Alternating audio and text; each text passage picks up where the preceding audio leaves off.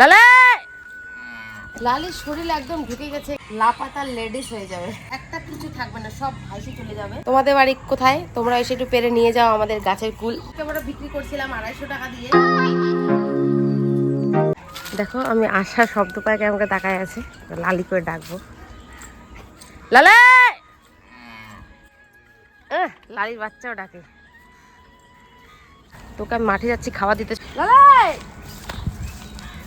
বুঝে গেছিস আমি আসতেছি, ভাবলাম সবাইকে একটু সারপ্রাইজ দেখাবো, আগেই দেখাই করছিস।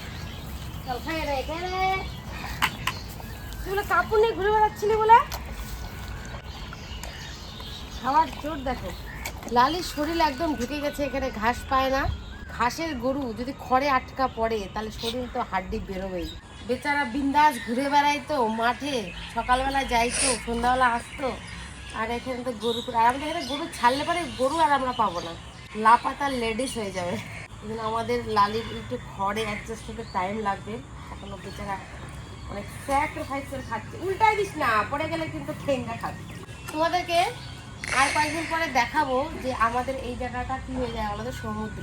তোমরা তো দেখতেই পাবে এই জায়গাটা কিন্তু আর আমরা আসতে পারবো না। আমরা যদি এখানে খড়ি টড়ি এগুলা কিছু রাখি, একটা কিছু থাকবে না, সব ভাইসে চলে যাবে। মোটামুটি এতটা আমার যে এতটা, এখানে দাগগুলো দেখা, যত দিয়ে হোয়াইট হোয়াইট দাগ দেখতেছো তত অব্দি এখানে জল উঠে যায় পিছন দিকে। মোটামুটি এতটা, আমরা এতটা জল ডুবে যায়, আমার সমুদ্রের মতো এমন এমন করে যায়, আমাদের বাড়ির পিছনটা জল চলে আসে। যদিও বা আমরা হালকা একটু বাউন্ডারি দিছি, দেখা আমাদের বাউন্ডারি, যদিও আমরা দেখো হালকা করে বাউন্ডারি দিছি, তো এখন খুব একটা যায় না। কিন্তু আগে তো আমার যে বিয়ে হয় 2020-তে, তারপরে তো ফার্স্ট বন্যা হয়, আমি তো জানতাম না এই বাড়ির পিছন দিয়ে এমন এমন করে জল যাচ্ছে। আর আমাদের একটা পেঁপে গাছ ছিল, গোড়া থেকে সমেত উঠে এরকম, তো পেঁপেগুলোকে আমরা বিক্রি করছিলাম 250 টাকা দিয়ে, বেশ ভালোই হয়েছিল লাভ। তো আজকের আকাশ দেখো একটু মেঘলা মেঘলা, মানে খুব শিগগিরই বৃষ্টি চলে আসবে। বৃষ্টি চলে আসার আগে আমাদের একটু খড়গুলার ব্যবস্থা করতে হবে। এদিকে আবার আমাদের নতুন গাড়ি আছে, গাড়ির ঘরও বানাতে লাগবে, অনেক কাজ আছে। তো আমার কথা বলতে বলতে কিন্তু লালির খাওয়া হয়ে গেল। এদিকে সুন্দরী চিল্লাচ্ছে, সুন্দরীকেও খাবার দিয়ে আসছি। আজকে লালি দোয়াইতে দেয়নি সকালবেলা, এই জন্য বিকালবেলা ভাবছি একটু দোয়াবো। খাওয়ালো মাছি, বেচারাকে মাছি ধরে দেখো, এত যদি মাছি ধরে তাহলে কি হয়। হ্যাঁ, এই তখন দুধ দোয়াইতে বসি, আর এখন মাছি এখানে কাবু দেয়, এখানে কাবু দেয়, এখানে কাবু দেয়, এখানে কাবু দেয়। যেমনি বরকে ধরছে তেমনি আমাকে, তেমনি সুন্দরীকে, তেমনি লালিকে। অত্যাচারে গায়ে ধোয়াইতেই পারলাম না। খা এখন অনেক আছে, শক্তি হবে তো, শক্তি।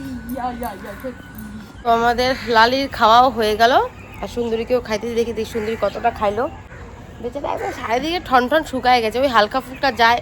কি আসতেছি আসতেছি, ওই যে খাইতে দিচ্ছি গরুকে।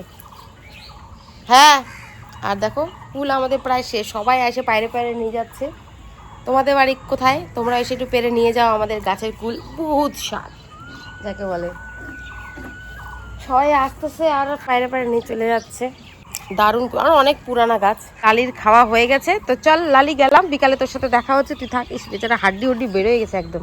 আর আমি আর সোনাক্ষী এখন বাড়ি যাই, আমাদেরও খাওয়া দাওয়া বাকি আছে, এখনো খাওয়া দাওয়া হয়নি। আর আমাদের সুন্দরী কি করছে তোমাদের দেখিয়ে দিই। সুন্দরীকে মাঠ থেকে এবার একটু আলাদা করে রেখেছি, ওর মনটা একটু খারাপ। সুন্দরী তুই খাইছি?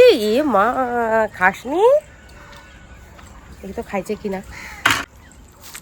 বাহ, ও মা গো, চাইটে চুইটে খাইছে সুন্দরী। বাহ সুন্দরী, বড় হয়ে গেছিস তুই, এই বড় হওয়ার খুশি তোকে একটা অ্যাওয়ার্ড দেবো, ঠিক আছে? তো এর মানে আমাদের সুন্দরী বেশ ভালোই বড় হয়ে গেছে। তো চলো বন্ধুরা, টাটা।